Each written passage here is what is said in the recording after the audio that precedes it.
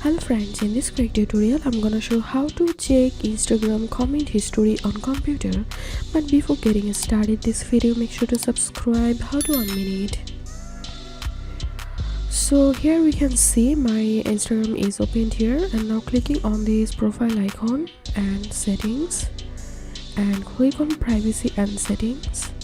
Scroll down, then you will find this option data download. So you have to click on request download, and after that here you have to put your email address. After that here you have to select information format. So I prefer to select HTML format, and then click on next. And now here you have to put your Instagram password, and then click on request download. Download requested. We have started creating a file of your information, and will email a link to.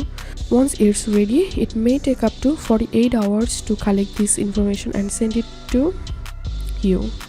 This was the way we can check our Instagram comment history. If you find this video helpful, make sure to subscribe. How to 1 minute. Thanks for watching this video.